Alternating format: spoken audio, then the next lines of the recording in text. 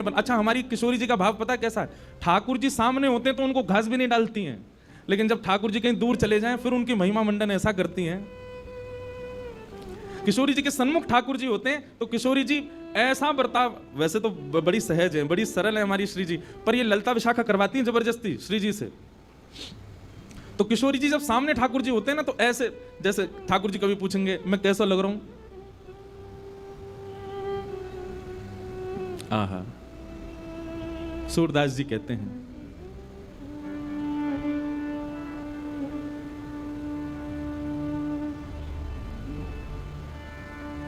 हमसे कहो तुम ही क्यों ना देखो, हमसे कहो तुम ही क्यों ना देखो, हम गोरी तुम श्याम बिहारी, हम गोरी तुम श्याम बिहारी। अच्छा, यहां तक भी किशोरी जी ने कह दिया कि हम गोरी तुम श्याम बिहारी, इतने में ही चल जाता काम।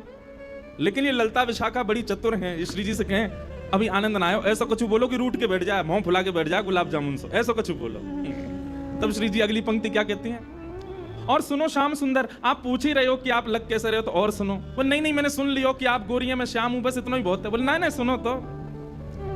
हमरो मुख जैसे चंद उजियारो, हमरो मुख जैसे चंद उजियारो, और तुमरो मुख जैसे रहने अंधियारी, तुमरो मुख जैसे रहने अंधियारी। किशोरी जी कह रही हैं हम तो पूर्णिमा के चंद्रमा और तुम अमावस्या की रात।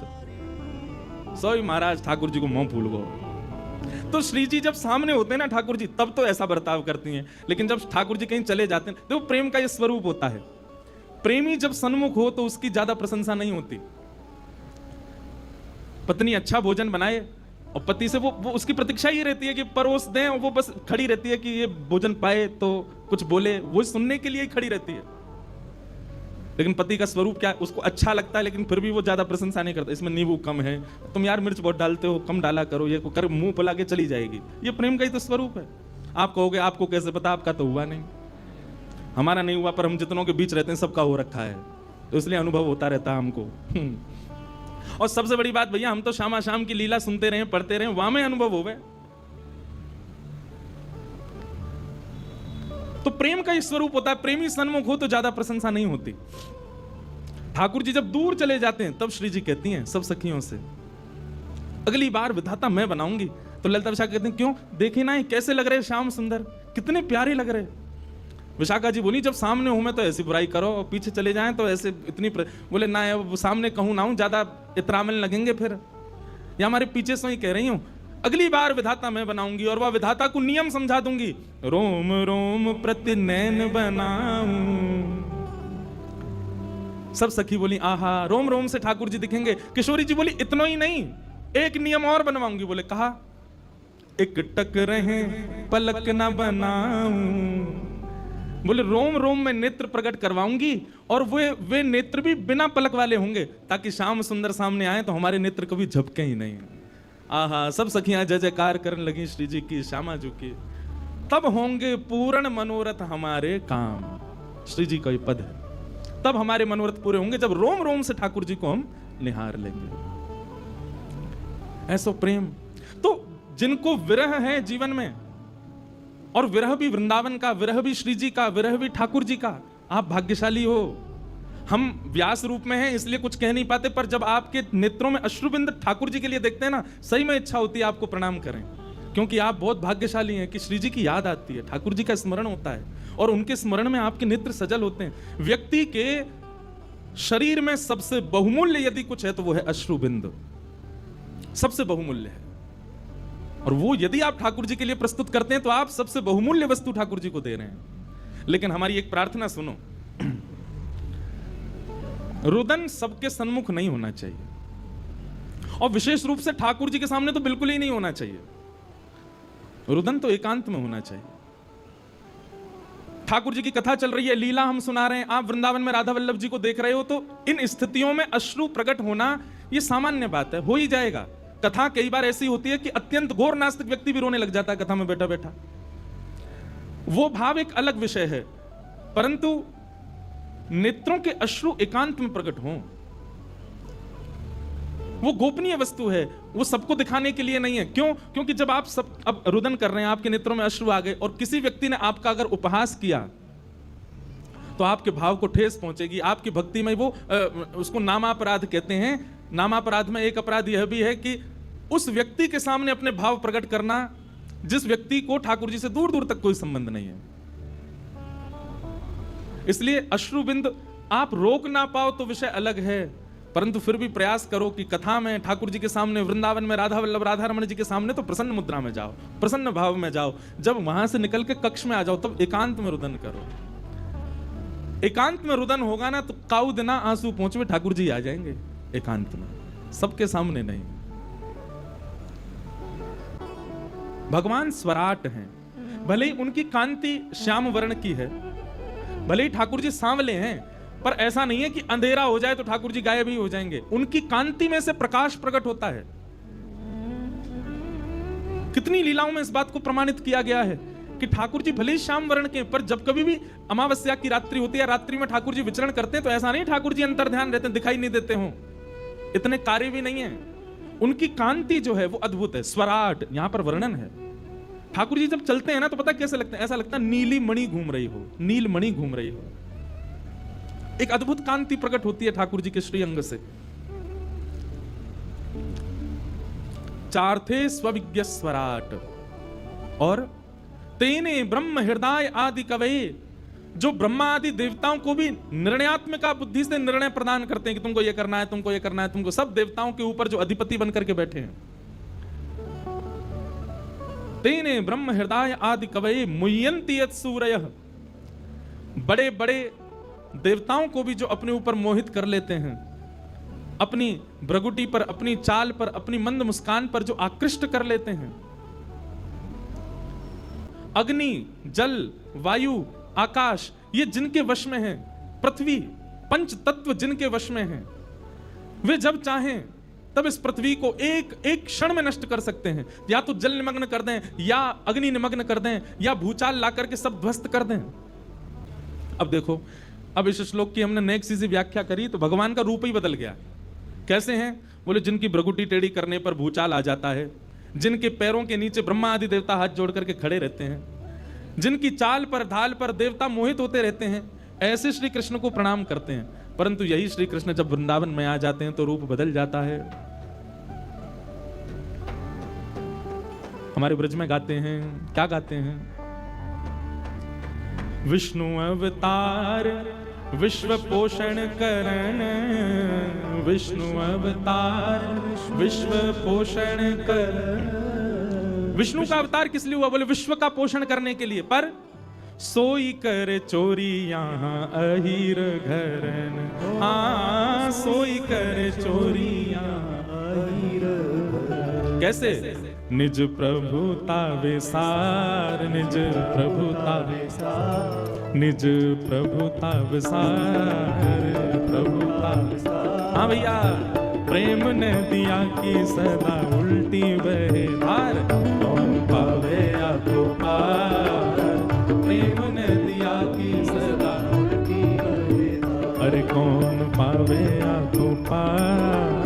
प्रेम ने दिया कि सदा उल्टी बहे धार। ओ देखो मैं सुनाऊं एक बात अनुमेल, देखो मैं सुनाऊं एक बात अनुमेल, देखो मैं सुनाऊं एक बात अनुमेल, देखो मैं सुनाऊं एक बात अनुमेल। ब्रह्म निराकार रहो गोकुल में खेल, हाँ ब्रह्म निराकार रहो गोकुल में खेल। ओ ब्रह्म निराकार रहो गोकुल में खेल, हाँ निराकार रहो गोकुल में खेल। ओ नंद यशोदा के द्वार, यशोदा के द्वार, नंद यशोदा के द्वार, यशोदा के द्वार। ओ प्रेम ने दिया कि सदा उल्टी बहे धार, कौन पावे आपको पार। प्रेम ने दिया कि सदा उल्टी हमारे ब्रज की रसिया है। कौन पावे आको पार, प्रेम नदिया की सदा उल्टी बहे धार। कौन पावे आको पार, प्रेम नदिया की सदा उल्टी बहे। उद्धव जी गए कहां? ब्रजमंडल। गोपियां सब घेर बना के बैठी हैं, बीच में किशोरी जी बैठी हैं। उद्धव जी उनके सामने जाकर के कहने लगे, आप जिनके, सब लोग बहुत ध्यान सुनो, इधर देखो। उद्धव जी कहते हैं, आप जिनके विरह में इतने व्याकुल हो रहे हैं, आप जिनके विरह में इतने नीर बहा रहे हैं, आपको पता है वो कौन है?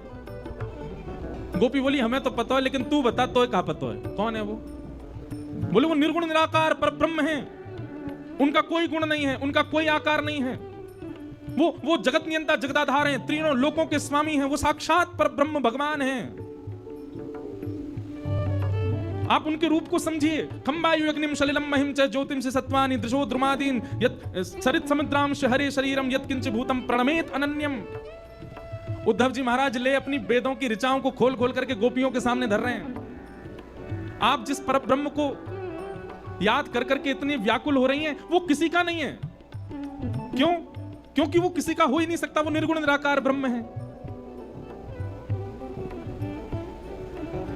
जब उद्धव जी कहते कहते कहते कहते मुंह सूख गया उद्धव जी का, तब गोपियों ने एक बात कही, उसी को हमारे सूरदास जी ने एक पद में गाया है। निर्गुण कौन देश को वासी, निर्गुण कौन देश को, निर्गुण कौन देश को वासी। हे उद्धव, जिस निर्गुण के बारे में तुम बोल रहे हो, कहां रहता है? ओ निर्गुण कौन देश को वासी, निर्गुण कौन देश को वासी, निर्गुण कौन देश को वासी, निर्गुण कौन देश को वासी। हे को है जनक जननी, को है जनक जननी, को है जनक जननी, को है जननी। उसके माता पिता कौन है? निर्गुण निराकार ब्रह्म जिसके बारे में तुम हमको सुना रहे हो, उसके माता पिता कौन है? को है जनक जननी, को है जनक जननी, को है जनक जननी, को है जनक जननी को हे कौन नार को दासी, हाँ कौन नार को, हे निर्गुण कौन देश को वासी, निर्गुण कौन देश को वासी, हाँ निर्गुण कौन देश को वासी। निर्गुण कौन देश को वासी। जब उद्धव जी महाराज बोले कि उनके कोई माता पिता नहीं है, वो तो निर्गुण निराकार ब्रह्म है, केवल लीला करने हैं, तब ये गोपी गई और पतरी सी छड़ी लेकर के आई और छड़ी लेकर के उद्धव के पीछे भागी। तो नंद यशोदा कौन है? देवकी वसुदेव कौन है? ये सब कौन है? अरे जा, निर्गुण को तू बखान कर रहा हो उद्धव, वह निर्गुण के माता पिता नंद यशोदा हैं। तू कैसे कह सके वो निर्गुण निराकार परब्रह्म है? और यदि वो निर्गुण निराकार है, काय को हमारे घर की माखन चुरा के खावे, काय को हमारे संग रास रचावे, काय को हमें विरह प्रदान करे? निर्गुण परब्रह्म के बारे में आके सुना रहा हो हमें। हे निर्गुण कौन देश को वासी, निर्गुण कौन देश को वासी, हाँ निर्गुण कौन देश को वासी। निर्गुण कौन देश को वासी। हो कैसो बरन भेष है, कैसो कैसो बरन भेष है, कैसो बरन भेष है, कैसो कैसो वर्ण भेष है, कैसो हे के ही रस अभिलाषी, हाँ के ही भेष है, कैसो बरन भेष है, कैसो कैसो वर्ण भेष है, कैसो हे के ही रस अभिलाषी, हाँ के ही रस अभिलाषी। निर्गुण कौन देश को वासी, निर्गुण कौन देश को वासी, निर्गुण कौन देश को वासी। निर्गुण कौन देश को वासी। हे सुनत कौन है रयो है ठगयो, सुनत कौन है रयो, सुनत कौन है रयो है ठगो, सुनत कौन। हे सूर सबई मति नाशी, हाँ हाँ सूर सबई मति नाशी। हे निर्गुण कौन देश को वासी, निर्गुण कौन देश को हाँ निर्गुण कौन देश को वासी। निर्गुण कौन देश को वासी। हे प्रेम नदिया की सदा उल्टी बहे धार, प्रेम नदिया की सदा उल्टी बहे धार। हे कौन पावे आँखों पार, प्रेम नदिया की सदा उल्टी बहे धार। कौन पावे आँखों पार, प्रेम नदिया की सदा उल्टी बहे धार। तो ठाकुर जी का स्वरूप यदि वेद और पुराणों में आप देखेंगे तो वह स्वरूप ठाकुर जी का बिल्कुल अलग है। लेकिन वही वृंदावन रस चर्चा में देखेंगे तो वहां के ठाकुर जी अलग हैं।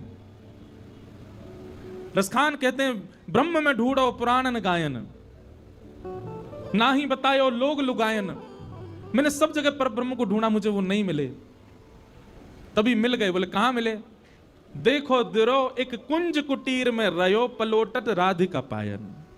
तभी मैंने कुंज में जाकर के देखा तो रत्न सिंहासन पर किशोरी जी बैठी हैं और उनके श्री चरणों में अपने मुकुट अविराजित शीश को झुकाए श्री श्याम सुंदर बैठे हैं। रसखान कह रहे हैं मैंने पहली बार पर ब्रह्म को वहां देखा।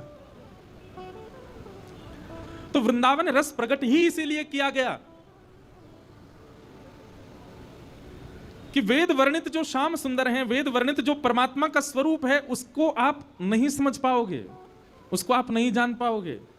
इसीलिए वृंदावन में ठाकुर जी ने ऐसा रूप धारण किया जिससे आप प्रेम कर सको।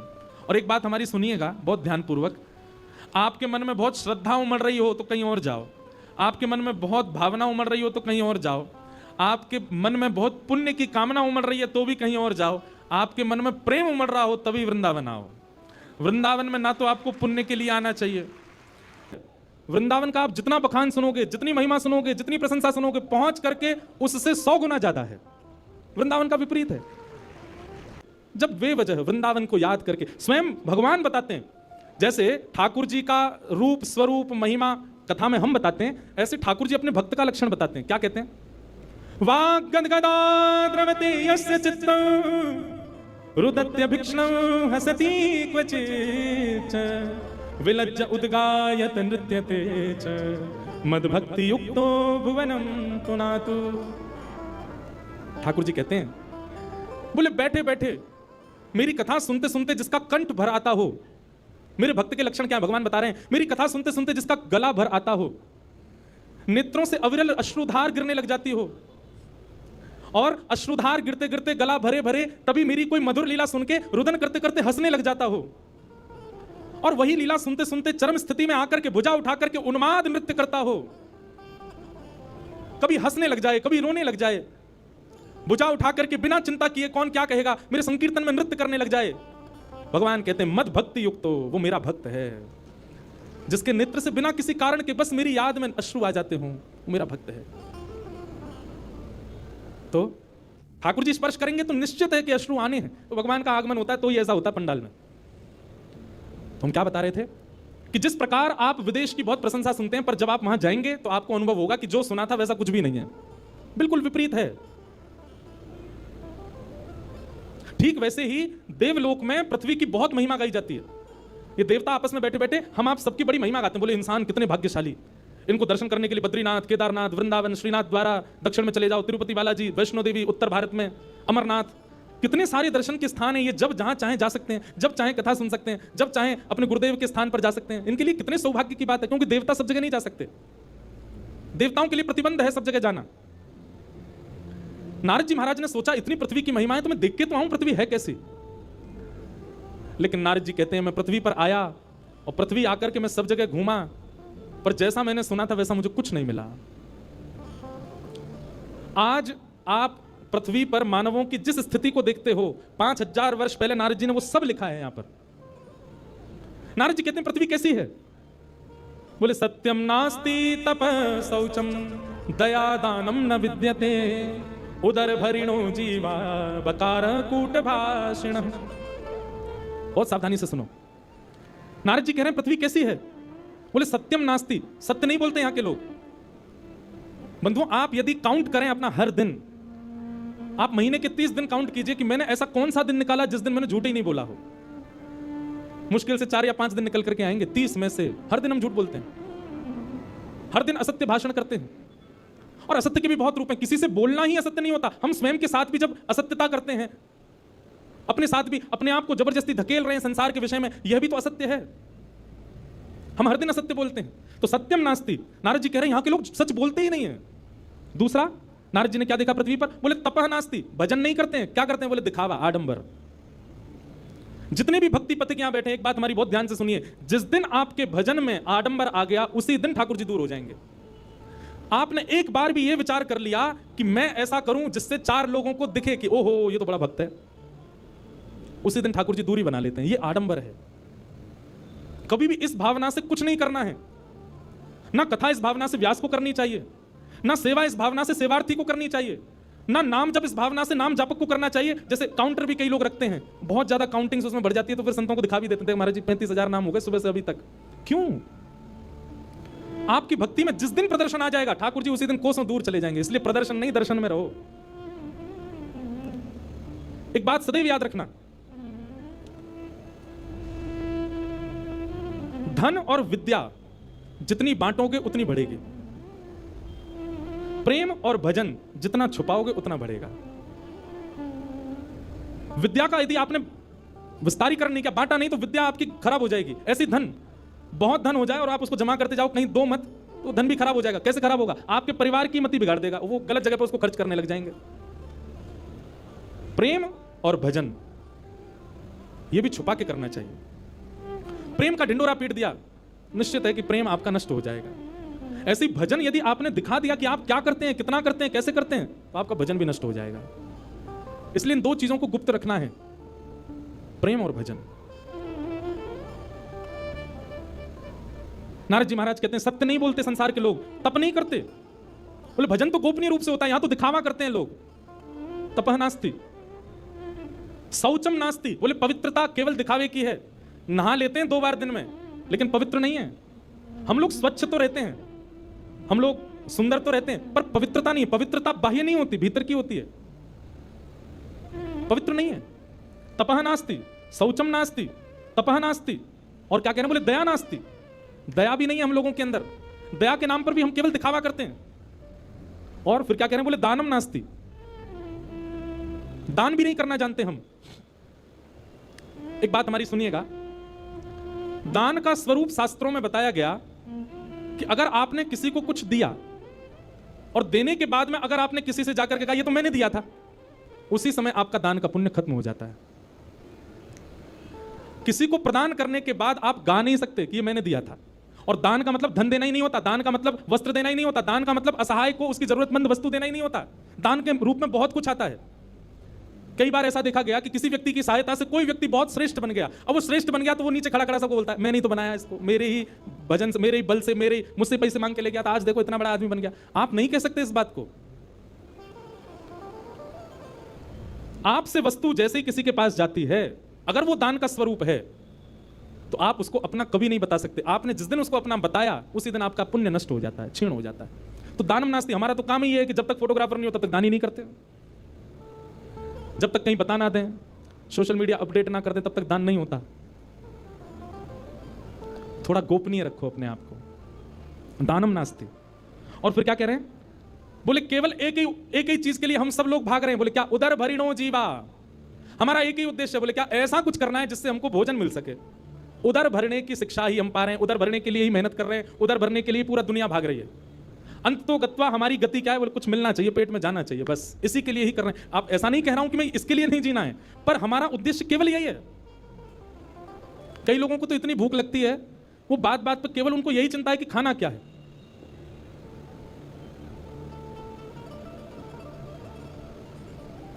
उदर भरिणो जीवा, नारद जी कह रहे हैं पृथ्वी के लोग ऐसे हैं। कैसे हैं? बोले उदर भरिणो जीवा।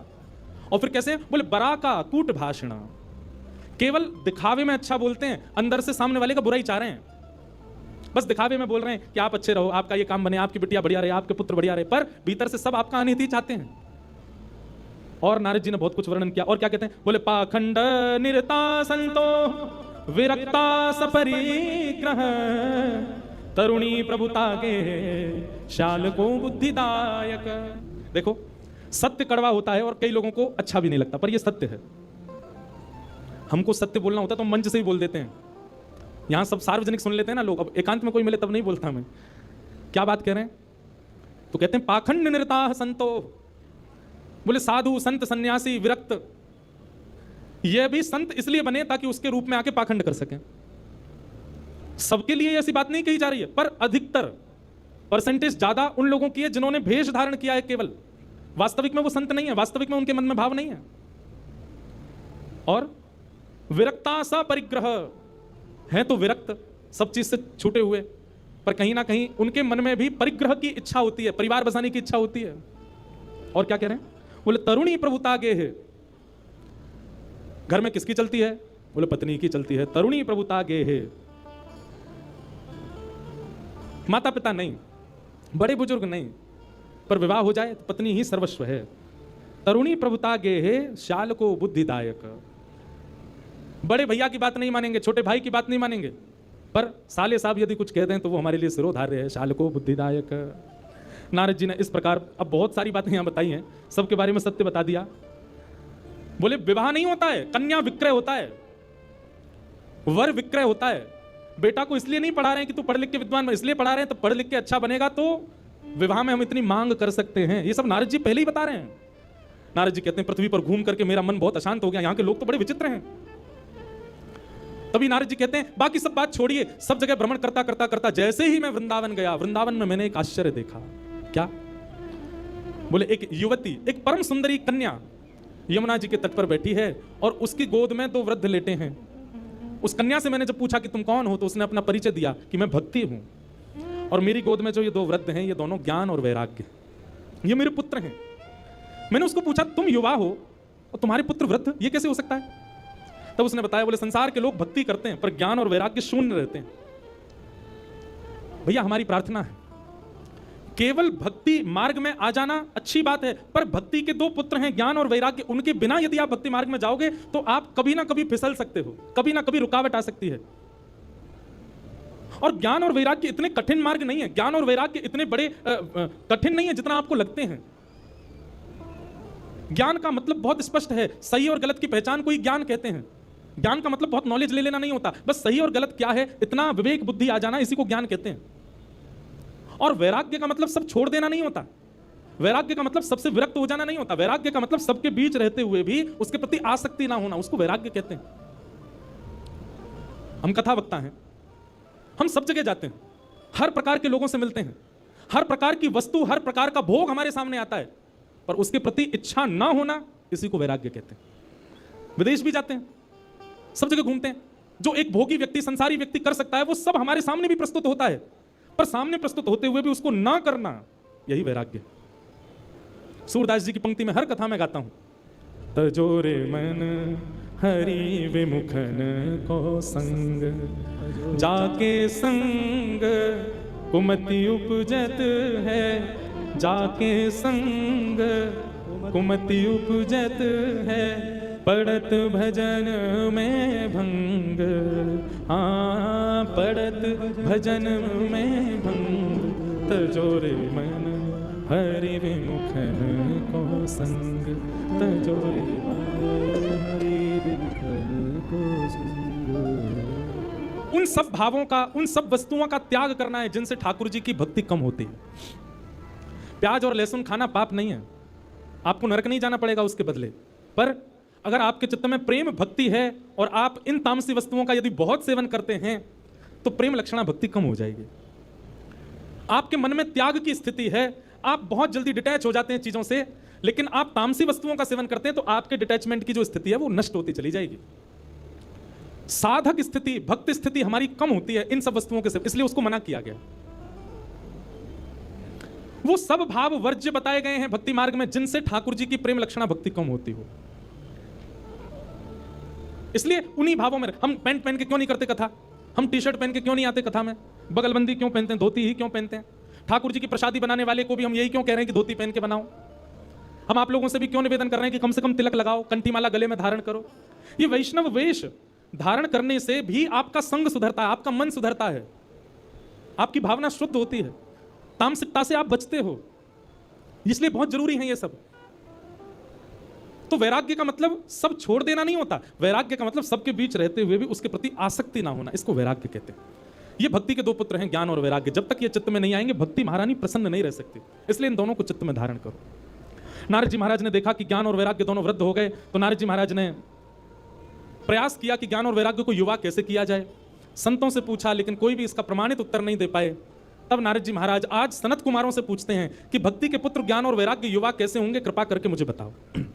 बहुत सावधानी से सुनना, भक्ति हम सबके चित्त में है पर ज्ञान वैराग्य पुत्र नहीं है हमारे पास। भक्ति के पुत्र वो कैसे आएंगे, उसी का उपाय यहां पर सनत कुमार बता रहे हैं। और सनत कुमार कहते हैं ज्ञान वैराग्य की पुष्टता के लिए, ज्ञान वैराग्य के लिए, युवावस्था के लिए क्या करना है? भक्ति के सहित ज्ञान और वैराग्य को यदि चित्त में युवान करना है तो भागवत की कथा सुनो। श्रीमद् भागवत की सप्ताह कथा को ध्यान पूर्वक एक एक शब्द को श्रवण करो। सप्ताह पूर्ण होते क्या होगा? आपके चित्त में भक्ति के पुत्र ज्ञान और वैराग्य दोनों युवा हो जाएंगे। विवेक बुद्धि जागृत हो जाएगी, सही गलत में पहचान अपने आप प्रकट हो जाएगी, अपने आप डिटैच होना शुरू कर दोगे। देखिए, डिटैचमेंट का मतलब केवल किसी वस्तु, व्यंजन, व्यक्ति से दूर हो जाना नहीं होता। डिटैचमेंट का मतलब और क्या होता है? विरक्ति का मतलब और क्या होता है? आपके घर में कुछ ऐसी वारदात हो गई, भगवान ना करे कुछ हो, ऐसा कुछ हो गया जिसके कारण आप बहुत विचलित हो गए। विचलित आप कब होगे? परेशान आप कब होगे? जब आपके चित्त में विरक्ति नहीं होगी। लेकिन कथा आपको ऐसा बना देगी कि फिर चाहे जीवन में जो हो जाए, आपकी लाइफ के साथ चाहे जो कुछ हो जाए, आप उससे टूट नहीं सकते, आप उससे परेशान नहीं हो पाओगे। व्यक्ति टूट जाता है, गिर जाता है, बिखर जाता है और फिर कोसता है ठाकुर जी को, मेरे साथ ये क्या हो गया।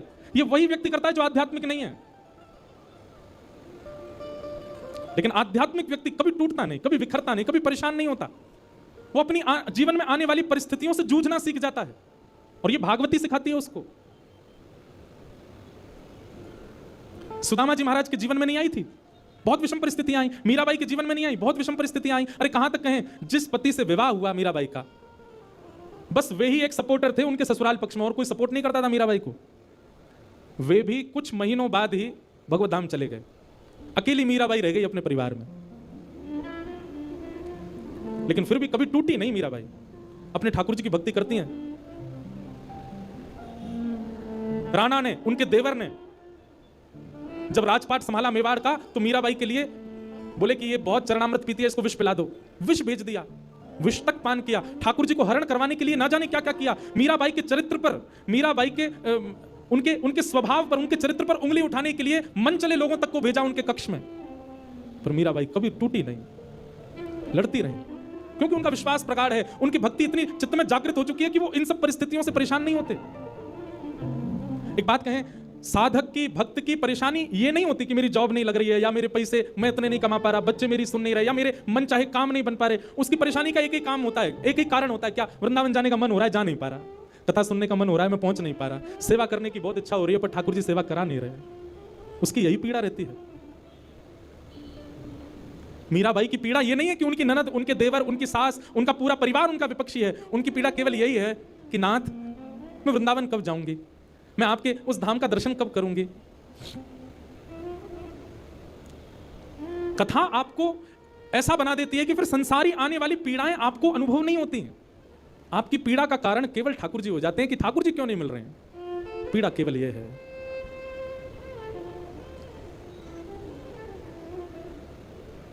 मीराबाई का एक पद, वैसे तो सारे पद ही मीराबाई के बहुत अच्छे हैं, एक से एक पद है मीराबाई के। बंधुओं, कभी मीराबाई के, आज विपराग जी मुझको बोल रहे थे कि महाराज जी अगले वर्ष जब चंडीगढ़ में कथा हो, इसका मतलब अगले वर्ष भी आएंगे हम। तो आपका भाव था महाराज जी, अगले वर्ष जब कथा हो तो आप मीरा चरित्र सुनाइएगा, मीराबाई का चरित्र। अब उन्होंने कहा है, बाकी तो हमारे लाल जी की इच्छा, क्या कहेंगे तो ठाकुर जी जाने। मीराबाई के बड़े सुंदर सुंदर पद हैं। मीराबाई कहती हैं, उनको कोई आके कहता तुम्हारे देवर इतना कष्ट देते हैं, तुम्हारी ननद इतना कष्ट देती है, छोड़ के चले जाओ ना इस परिवार को। मीराबाई कहती नहीं, जब तक कोई गुरुजन आज्ञा नहीं कर देंगे तब तक नहीं जाऊंगी। सहती रही मीराबाई। पर एक दिन गोस्वामी तुलसीदास जी ने जब उनको आज्ञा की, जाके ही अनराम वैदेही तजियता ही कोटि वैरसम यद्यपि परम स्नेही, वो कितना भी स्नेही क्यों ना हो, यदि उसके चित्त में ठाकुर जी नहीं है तो उसका त्याग कर दो। जब गोस्वामी तुलसीदास जी ने पत्र लिख करके मीराबाई को भेजा, तब मीराबाई ने अपने गिरधर गोपाल को उठाया, तब घर छोड़ करके, अपने ससुराल को छोड़ के फिर वृंदावन आई। तब तक छोड़ा नहीं। मीराबाई से कोई कहता इतनी पीड़ा आपको देते हैं, आपको पीड़ा नहीं होती? मीराबाई कहती हैं, पल पल पिय को रूप निहारूं, निरख निरख सुख पाती। पल पल पिय रूप निहारूं, निरख निरख सुख पाती। मीराबाई कहती है पीड़ा तो देते हैं, पर जैसे ही पीड़ा आती है ना, तो पीड़ा आने पर मुझको लगता है कि ये मेरे साथ ऐसा क्यों कर रहे हैं। पर उसी समय मैं अपने लाल जी को जब देखती हूँ तो लाल जी को देख करके लगता है मुझ पर चाहे जितनी पीड़ा आ जाए, ये तो मेरा साथ नहीं छोड़ रहे ना, ये मेरे संगी हैं। तो जब वे लोग पीड़ा देते हैं तो पीड़ा होती है, पर मैं तब लाल जी को देख ली तो लाल जी को देख करके मेरी पीड़ा दूर हो जाती है। आहा, यह संसार सकल जग झूठा झूठा, कुलरा नाता। यह संसार सकल जग झूठा झूठा पुनरा नाता। इनकी पीड़ा मुझे कहां लग सकती है? झूठे लोग हैं ये, इनसे मेरा कोई संबंध नहीं है। साचे एक राधा रमन जो मेरे साथ हैं, मुझे पीड़ा क्यों होगी? यह संसार सकल जग झूठा झूठा कुलरा नाता। यह संसार सकल जग झूठा झूठा पुनरा नाता। मीरा के प्रभु गिरधर नागर, मीरा के प्रभु गिरधर नागर। साचे केवल मेरे नाथ हैं। मीरा के प्रभु नटवर नागर, मीरा के प्रभु नटवर नागर। हरि चरणाच चराची गिरधर जन्म मरण रासा। गिरधर जन्म जन्म रासाती। मीराबाई गा रही हैं, हम भी गाएं। गिरधर जन्म मरण रासा थे, गिरधर जन्म मरण रासाती। गिरधर जन्म मरण रासा थे, गिरधर जन्म मरण रासाती। ओ आए नाय बिसरू में दिन राती। ओ आए नाय बिसरू में दिन राती। ओ आए नाय बिसरू में दिन राती। ओ आए नाय बिसरू में दिन राती। ओ गिरधर जन्म मरण रासा थे, गिरधर जन्म मरण रासाती। ओ गिरधर जन्म मरण रासा थे। गिरधर जन्म मरण बोल गिरधर गोपाल की।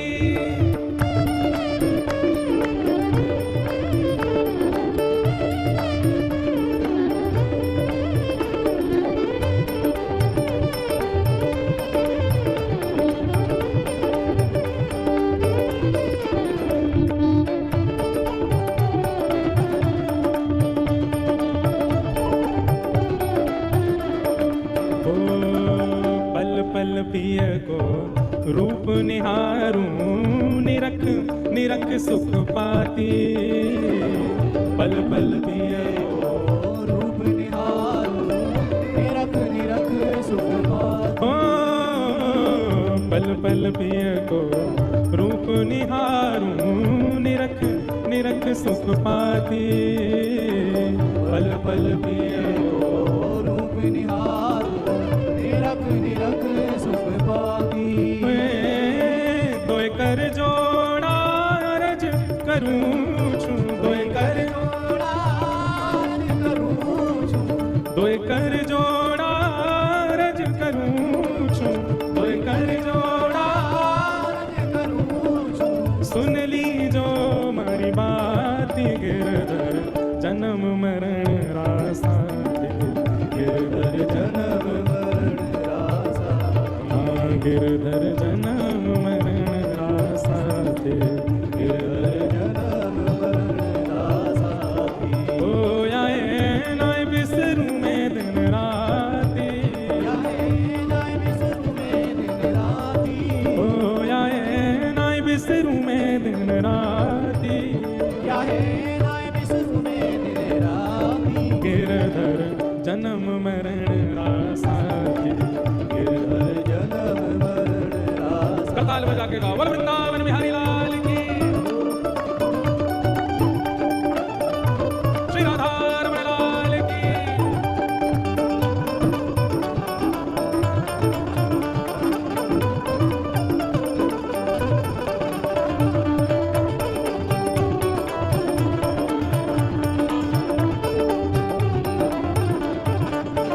ओ यह संसार सकल जग झूठा झूठा कुलरा नाता। यह संसार सकल जग झूठा झूठा पुनरा नाता। ओ यह संसार सकल जग झूठा झूठा कुलरा नाता। यह संसार सकल जग झूठा झूठा तो साचा कौन है? मीरा के प्रभु गिरधर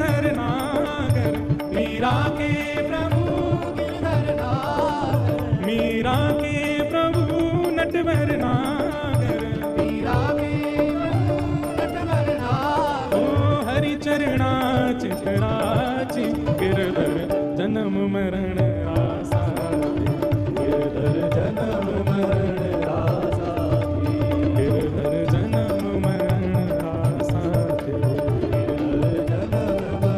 भाव भाव से गोविंद मेरो है गोपाल मेरो है, मेरो है गोपाल मेरो हे मेरा बांके बिहारी नंदलाल मेरो है, बांके बिहारी नंदलाल मेरो है, राधा रमण बिहारी गोपाल मेरो है, राधा रमण बिहारी गोपाल मेरो है, ओ प्यारो गिरिवर धारी गोपाल मेरो है, गिरिवरधारी गोपाल मेरो है, ओ प्यारो गिरिवर धारी गोपाल मेरो है, गिरिवरधारी गोपाल मेरो है, ओ राधा वल्लभ बिहारी नंदलाल मेरो है, राधा वल्लभ बिहारी गोपाल मेरो है, हे राधा रमण बिहारी गोपाल मेरो है। राधा रमण बिहारी गाओ, पूरा उठा के हे गोविंद मेरो है गोपाल मेरो है, गोविंद मेरो है गोपाल मेरो हाँ गोविंद मेरो है गोपाल मेरो है, गोविंद मेरो है गोपाल मेरो ओ प्यारो कुंज बिहारी नंदलाल मेरो है, कुंज बिहारी नंदलाल मेरो है, हे राधा मोहन बिहारी नंदलाल मेरो है, राधा मोहन बिहारी नंदलाल मेरो है, हे राधा वल्लभ बिहारी गोपाल मेरो है, राधा वल्लभ बिहारी गोपाल मेरो है, ओ राधा रमण बिहारी नंदलाल मेरो है, राधा रमण बिहारी नंदलाल मेरो है, हे गोविंद मेरो है गोपाल मेरो है, मेरो है गोपाल मेरो प्यारो गोविंद मेरो है गोपाल मेरो है, गोविंद मेरो है गोपाल मेरो हे गोविंद मेरो है, गोपाल मेरो है हाँ गोविंद मेरो है, गोपाल मेरो है हे गोविंद मेरो है, गोपाल मेरो है गोविंद मेरो है, गोपाल मेरो है हे गोविंद मेरो है, गोपाल मेरो है हाँ गोविंद मेरो है, गोपाल मेरो है हाँ गोविंद मेरो है, गोपाल मेरो है हे गोविंद मेरो है, गोपाल मेरो है हे गोविंद मेरो है, गोपाल मेरो है हे गोविंद मेरो है, गोपाल मेरो है हे गोविंद मेरो है, गोपाल मेरो है हे गोविंद मेरो है, गोपाल मेरो है हाँ गोविंद मेरो है, गोपाल मेरो है हाँ गोविंद मेरो है, गोपाल मेरो है हे गोविंद मेरो है, गोपाल मेरो है हे गोविंद मेरो है, गोपाल मेरो है हे गोविंद मेरो है, गोपाल मेरो है हाँ गोविंद मेरो है, गोपाल मेरो है हे गोविंद मेरो है, गोपाल मेरो है हाँ गोविंद मेरो है, गोपाल मेरो है जय जय श्री राम, जय जय श्री राम, जय